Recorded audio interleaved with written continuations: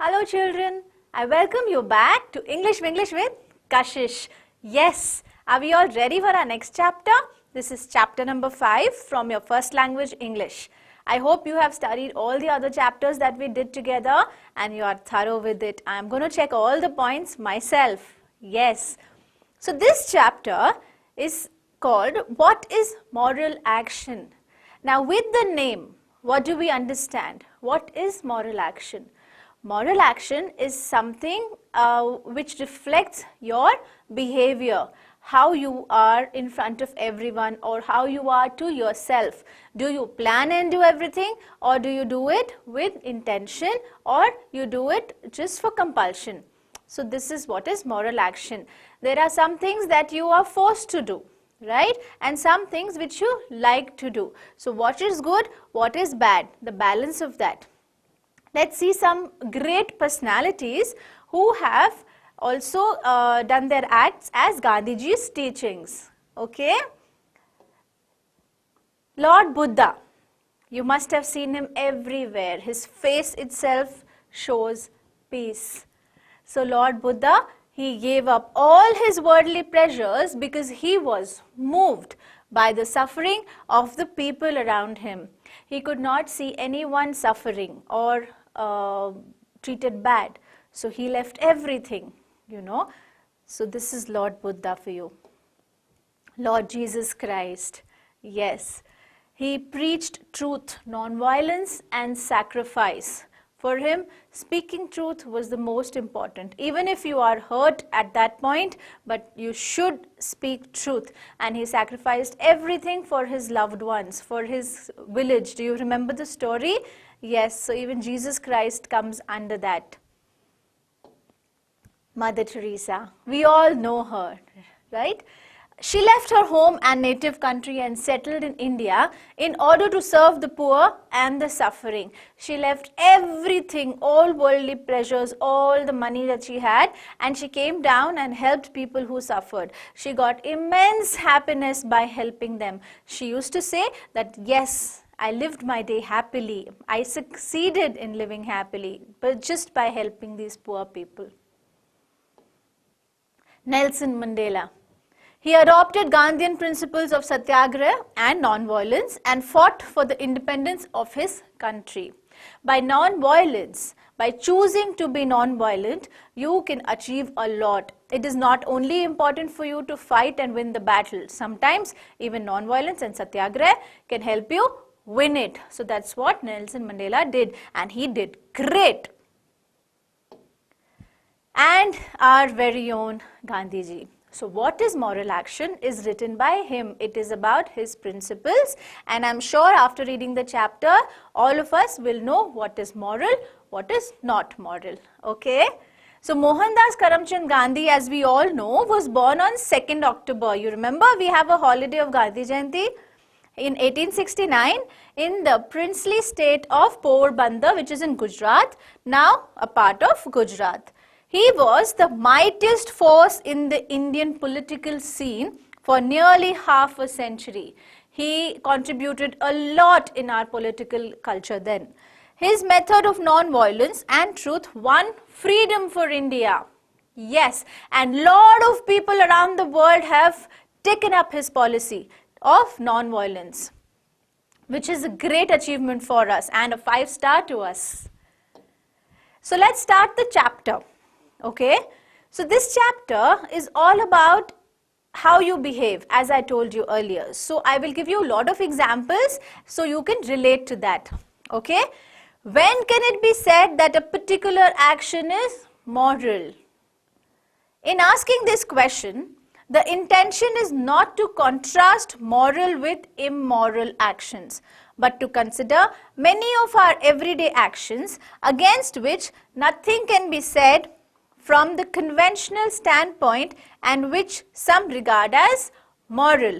Now what is a conventional thing? Conventional means customary, adhering to addition, not unusual, adhering to tradition and not unusual. Sometimes we do things which are going on in our family, and as a tradition we have to do it and carry on, right? That's a conventional method that has been going on with our parents and grandparents.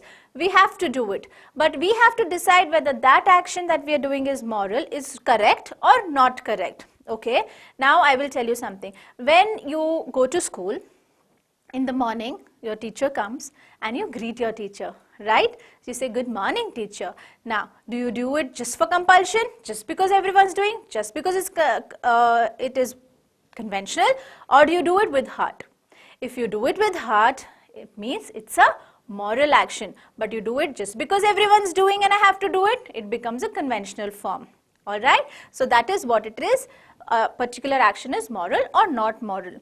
Now, if you can see this, okay, now this little boy found a bird here. Now he thinks she needs care. He takes her home, he feeds her, but he sees that other birds, his family is calling him, right? So what does he do? He makes her free. Now at this point, he was right. He was doing the correct thing. He took care of her, he gave her food, he fed her, but at that other point, he found that he has to let her free. So your action can keep changing by the situation also, alright? Most of our actions are probably non-moral. They do not necessarily involve morality. For the most part, we act according to the prevailing conventions. Such conventional behavior is often necessary. Sometimes what we do is because of conventional behavior. That means it's been going on as a tradition. We do not do it because we feel like doing it. Okay? So sometimes our actions can also become non-moral. Okay? If no such rules are observed, anarchy, which means the absence of governmental authority, would be the result, and society, social intercourse would come to an end. Now, if no such rules are observed, that means, now imagine if there is a wedding going on next to your house and they are making a lot of noise. Now you have to go and scream at them, or you should be quiet. What do you choose? Now you think that there is a function going on, you should for some time leave them and you be quiet, right? So there are rules. If no one follows rules, everyone is going to fight with each other. There's going to be a lot of fights. So sometimes your actions can also be according to the situation. Okay? Still, the mere observance of custom and usage cannot properly be called morality. So sometimes you have to go off your moral rules. Okay, and you should help everyone. A moral act must be our own act. Someone should not tell you that go and feed the poor and then you go and feed the poor. No, it should come from your own heart that yes, I like doing it and it gives me happiness. It must spring from our own will, our own choice. It should bloom from our own choice. It should not be like a compulsion from someone. If we act mechanically, there is no moral content in our act. If every day, like a mechanic, like a robot, if we go and do something, that's not moral act. There is no will, there is no heart, there is no purpose to it, right? So if we are acting mechanically, that doesn't become moral. But such action would be moral if we think it proper to act like a machine and do so. If we act like a machine and do that every day, it is not moral. That's what we learn from this second paragraph. Okay? For in doing so, we use our discrimination. We should bear in mind the distinction between acting mechanically and acting intentionally. Now, if your friend tells you that every day I go and feed the pigeons, you say, okay, he also tells me he is going to feed the pigeons, I will also do that. So you buy some pigeon food, every day you go and put pigeon food, but you are doing that mechanically. You still not got the heart to do it, not your will to do it, but you just do it. So how long will you do it?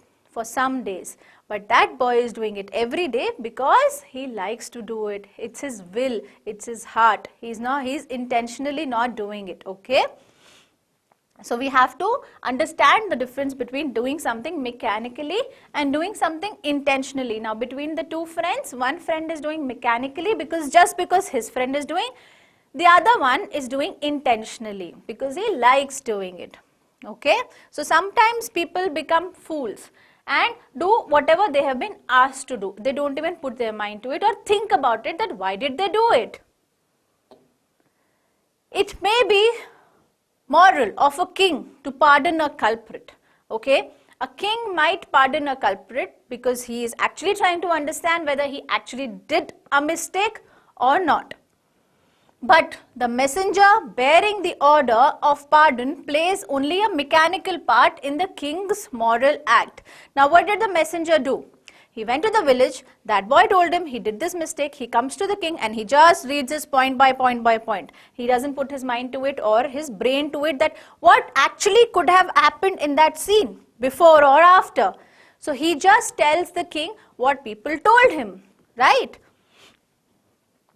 But if the messenger were to bear the king's order, considering to be his actual duty, his action would be a moral one. Now, if he tried to find out actually what was the reason that the fight happened or the lies behind it, that would be the moral act of the messenger.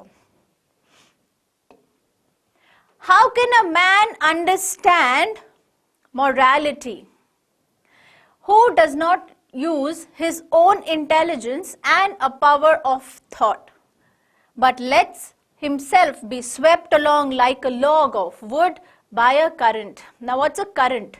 A current is the fast moving stream of water. Have you seen a piece of log? If the piece of log falls in that current, it goes wherever the current takes it. It does not stop, it just flows with it. Now imagine a group of people, they are going somewhere. What do? You also join them and go walk wherever they're going to walk, right? But no, you should not do that. You should not do what everyone is just blindly doing. You should put your own thought and imagination and ideas and do what is right according to you, what is moral according to you. Don't do what everyone else is doing and just follow the path. Alright, this is what Gandhi ji taught. You remember? Sometimes a man defies convention and acts on his own with a view of doing absolute good. Sometimes a man takes a different path of doing good, okay? Not conventional, not intentional, but he takes his path of doing good because he thinks that is what the correct path is. Such a great hero was Wendell Phillips. So Wendell Phillips also followed Gandhiji's principles and that's what he did. Sometimes a man defies convention. Sometimes what others have told, like I will give you an example of dowry. Remember in our olden times, or for that matter child marriage, everyone used to get their baby girls get married in a very, very young age. Now is that correct? No. So you have to go beyond conventional methods, beyond old traditions if you think it is wrong. Bribery, dowry, child marriage, all these were conventional things. Now they're all going off. So sometimes even conventional methods are wrong. Addressing an assembly of people, he once said, "Till you learn to form your own opinions and express them, I do not care much what you think of me." So he said, I don't care about that person, what he said about me, because I don't even know him. Till you learn to form your own opinions and express them. You should not hear that person and tell about this person. You should form your own opinions and don't listen to everyone whoever says bad things about you. Like bullying, right? In the class, if someone tells you, you don't know how to do this, you are not good at that, you should not hear all that. Form your own opinions. Till you don't form your opinions, don't listen to them, right? I do not care how much or what you think of me. You form your own opinions. Thus, when we all care only for what are conscious is your inner soul. You know, sometimes something will tell you this is right, this is wrong. Listen to that, okay? Your body, your soul will always communicate to you what action should be taken. Then alone can we be regarded to have stepped on to the moral road. Listen to your conscience and follow the path. You will know that you are in the correct path or the moral road. What is right or what is wrong, you will be able to judge. We shall not reach this stage as long as we do not believe and experience the belief. What is the belief that he is talking about? That God within us, the God of all, is the ever-present witness to all our acts. God is watching, right or wrong. Whatever you do, there is always the upper God who's watching us. So always think about what you're doing. If you try to hurt someone intentionally, he is watching. So in your heart, ask yourself twice whether what you're doing is correct or wrong, and then go ahead and do it. God is with you in your good times and bad times. So hold his hand and move on. It is not enough that an act done by us is in itself good. It should have been done with the intention to do good. It's not like if you did something, you did it just for good. The intention, the reason behind it should be good. Okay? That is to say, whether an act is moral or otherwise depends upon the intention of the doer. Now see this boy. He is giving money to the beggar. Okay? And this is a good part. This is a good intention, right? But his mind and his thoughts, what are they doing? He wants to put it on Facebook or Instagram that, see, I am doing good. So is it good? No, this is half. So your intention to do good, I'll read the statement again. It is not enough that an act done by us is in itself good. It should have been done with the intention to do good. Now he thought that he is doing a good thing by helping this poor boy, but the intention is not good. The result what he wants is not good. Okay? Two men may have done exactly the same thing, but the act of one may be moral and that of the other the contrary. I'll give you one more example. You are two friends. Okay, now you want to do something good. You go to a village and you help everyone. One of you have taken lot of food and distributed. We're going through a very tough phase of COVID, right? So what you did, you made ration kit and you gave to all the houses and you were very happy. Everyone was very happy. You were protected. You wore your PP suit, you wore your gloves, you wore your mask, everything, and you gave everyone. How do you feel? You feel great, right? But there is your friend, okay? What does he do? He goes and he gives money to everyone. But while he was giving money, he was taking a lot of pictures. And the next day, his pictures were all over the internet. So, do you feel good about it or do you feel bad about it? You did not click pictures. You did not want to show the world. But you did good. You made yourself happy. You made God happy. But what he did, he made the world happy or not even happy. He wanted everyone to know that he did something great. So these are two different things. Okay? Take for instance, a man out of great pity feeds the poor, and another who does the same but with the motive of winning prestige or with some selfish end. He said if he will give him money, that poor guy will wash his car. So that is with a bad intention. Though the action is the same, the act of the one is moral and that of the other is non-moral. There should not be a return. When you do something good to someone, you should not expect anything in return. It should be done with no selfish interest. Only then it is a moral act.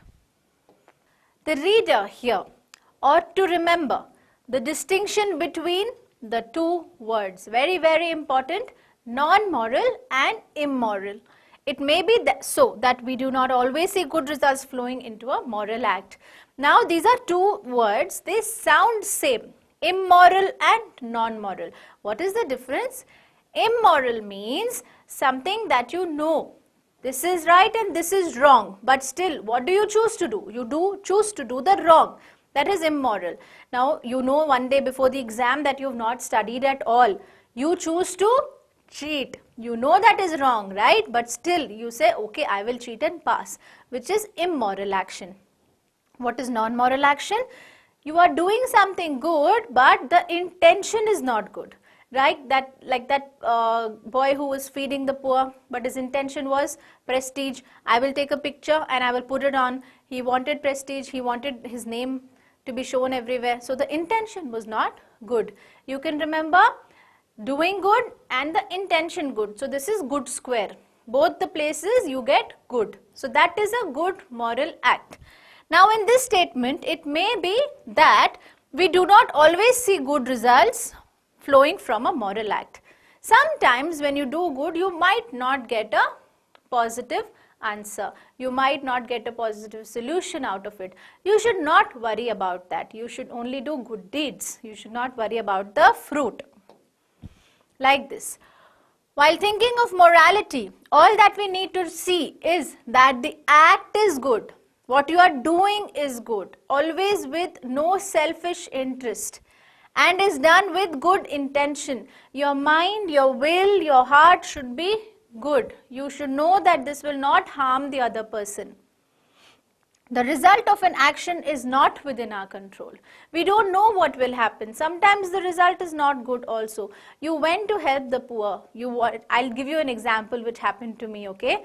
I was in a restaurant and I was eating food. Now this old lady comes and she was telling me to give something. I said, okay, it is better to give her food because she looks hungry.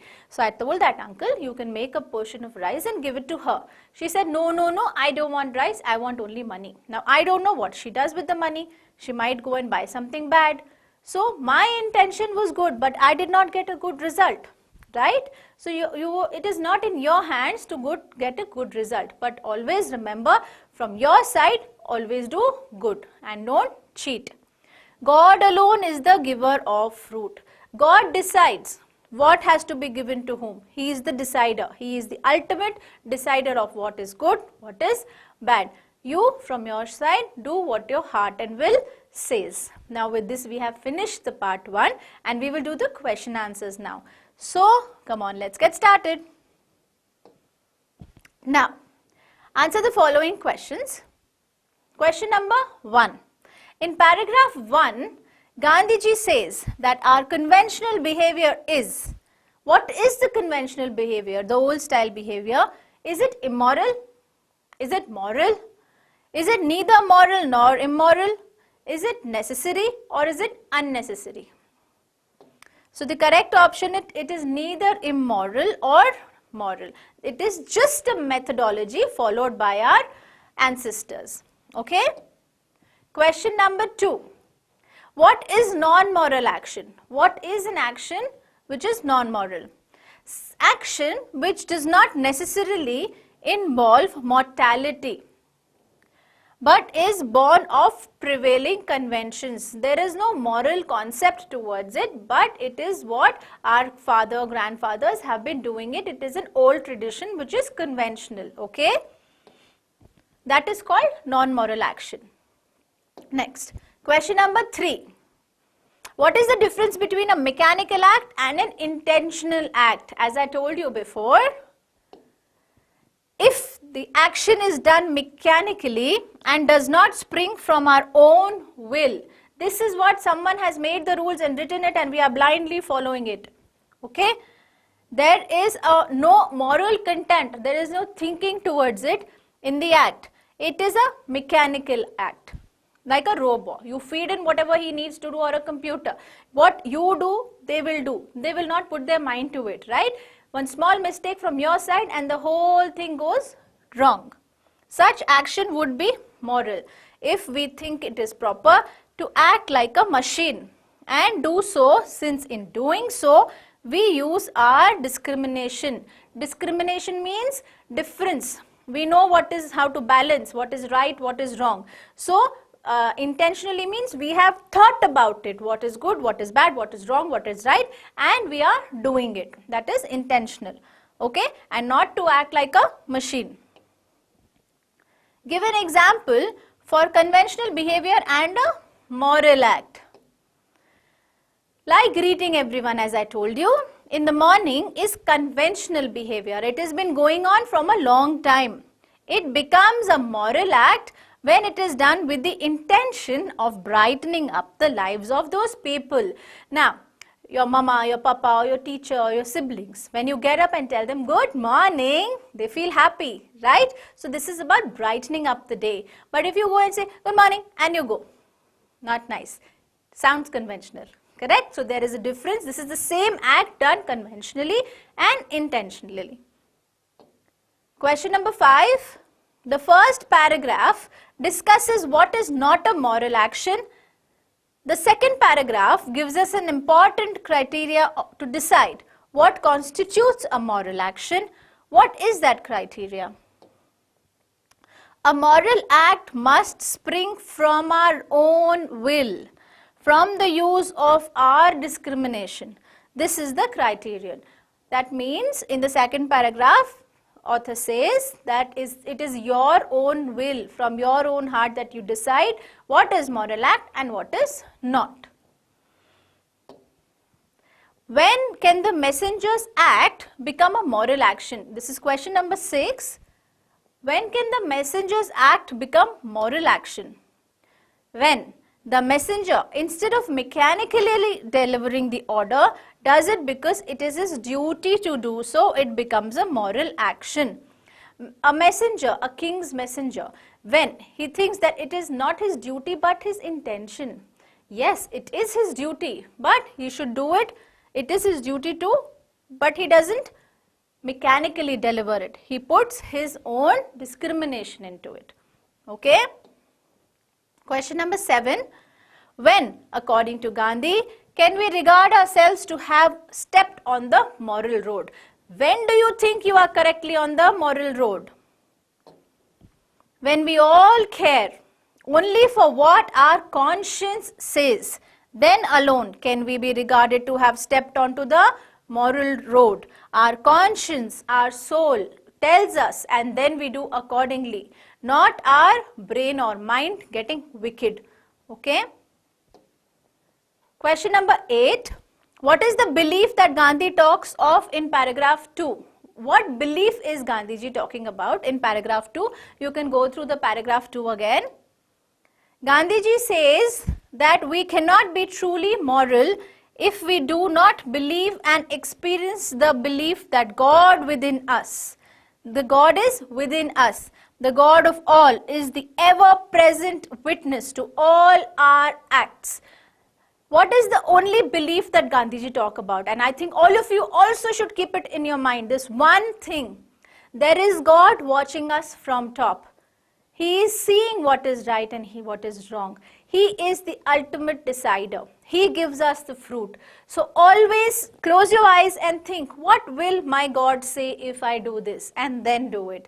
This is what ultimately Gandhiji wanted to tell us. Question number 9. All good actions need not be moral acts. When does a good action become a moral act? You can go through the paragraph 3 again. Give an example. Feeding poor people is an example of a good action. Okay? Now, all good actions need not be moral acts. It is a moral act when the person, out of pity for the poor, feeds them. Now, it is a good action, right? Feeding poor people. It becomes a moral act when the boy sees that he feels bad about that person and feeds them. Okay? Good action became a moral act. In the example of feeding the poor, whose action is moral action? When a man, out of the pity for poor, feeds them, it is a moral act. When he does the same act with the motive of earning prestige, getting popular, the action is no longer moral. The intention was good, the result was not good. So this is not moral. The result of our action determines whether our action is moral or non-moral. Say whether the statement is true or false. Just discuss. I hope you know. Yes, it is false. The result of our action determines whether our action is moral or non-moral. Sometimes our action can be moral, but the intention is not. Okay? With this, we have finished the part 1 of our chapter, and I will be releasing the video of part 2 soon. So, revise this part 1 thoroughly, go through the question answers and the glossary thoroughly, and I shall see you soon. Bye-bye.